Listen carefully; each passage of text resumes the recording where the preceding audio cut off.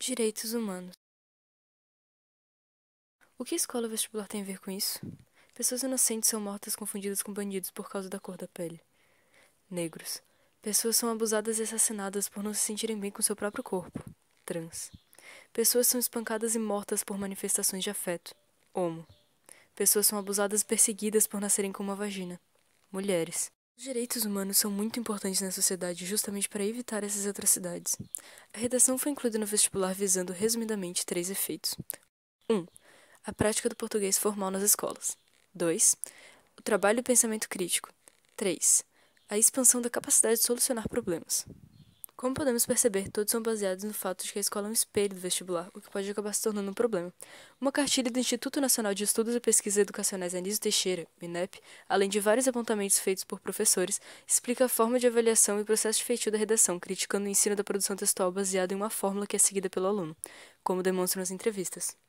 Achei bem diferente, assim, nunca tinha ouvido falar, tendo esse tema abordado, assim, em nenhum aspecto. A Constituição foi um tema mesmo que tenha mais relação com os livros esse ano, que um deles foi o Lucila, que fala sobre a Constituição. Eu achei o tema interessante, meio complicado de dissertar pela falta de preparação dos alunos, porque eles estavam esperando qualquer outra coisa do assunto de atualidades. Eu achei um tema amplo, eu estou mais acostumada com temas mais precisos e com mais dados na redação. Eu achei um tema bem legal, realmente é difícil de falar sobre ele por não ter muita base. Essa prática se mostra contrária aos objetivos desse meio de avaliação, que implicam no direito de pensar. Apesar de possuir aspectos negativos, o espelhamento da escola no vestibular possibilita que sejam tratadas de forma séria questões como racismo, transfobia, misoginia, direito de livre pensar e outros. Devido às normas da redação exigirem respeito aos direitos humanos, os colégios devem obrigatoriamente tratar da questão. Esse conjunto de regras universais vem sendo popularmente ridicularizado, no Brasil e no mundo. Também sofre ataques sistemáticos como o projeto Escola Sem Partido e a reforma do ensino médio, que acabam por impedir a discussão sobre minorias nas escolas e reduzem a parcela de estudantes que terão acesso a matérias de sociologia e filosofia que abordam esses temas. Em 2017, a Associação da Escola Sem Partido, liderada pelo advogado Miguel Naguib, pediu a revogação da regra do Enem, que zera a redação em caso de desrespeito aos direitos humanos. Informo vocês que a nossa associação, a Associação Escola Sem Partido, entrou com uma ação civil pública contra um dos itens do edital do Enem, para declarar a invalidade deste item do edital do Enem, que estabelece o seguinte: ele prevê a atribuição de nota 0 à redação que desrespeitar os direitos humanos. Então, o que é que significa direitos humanos para o Enem? Significa politicamente correto. E é essa justamente a mensagem que é captada pelos estudantes que vão prestar essa prova, que vão realizar essa prova. Então você pega, eu fiz essa pesquisa nos sites de dicas para o Enem, por exemplo. Então isso tem lá, olha, cuidado na redação, não seja preconceituoso, não seja racista, não seja intolerante, não seja politicamente incorreto. Então este é o recado. Então, de onde vem tudo isso? Isso é o marxismo cultural, que a mídia divulga sob o rótulo de direitos humanos. Não é? Que é, por exemplo, o estudante não pode manifestar, ao fazer a prova, as suas crenças morais, as suas convicções morais, sob pena de desagradar o corretor. Mas não, esse cara é preconceituoso, esse cara é intolerante, é machista, é sexista, é homofóbico. Então, é isso que se entende no Enem por direitos humanos. Evidentemente que isso viola a liberdade de consciência e de crença, e também a liberdade de opinião e de expressão do estudante que está fazendo a prova. E é por isso que essa regra, ela acaba transformando o Enem num filtro ideológico de acesso ao ensino superior.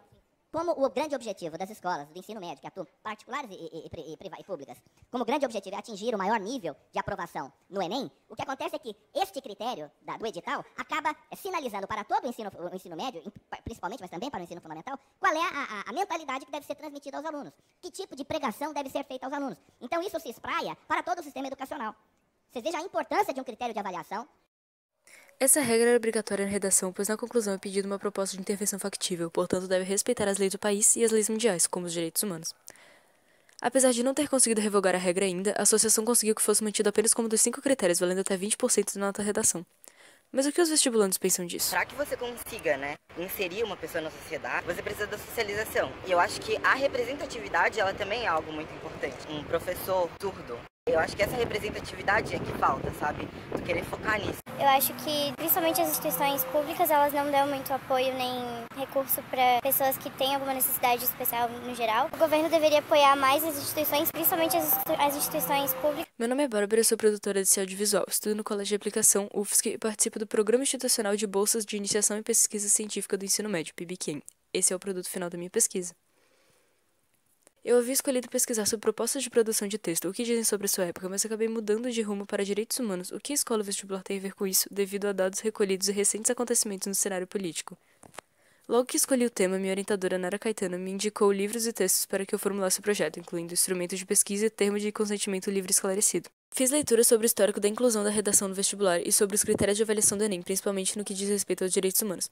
Assim feito, fomos entrevistar vestibulandos da UFSC, UDESC e Enem no final de 2017. Foi importante ouvi-los, pois colhemos opiniões interessantes sobre o assunto, que inclusive valorizavam os temas e regras relacionadas aos direitos humanos.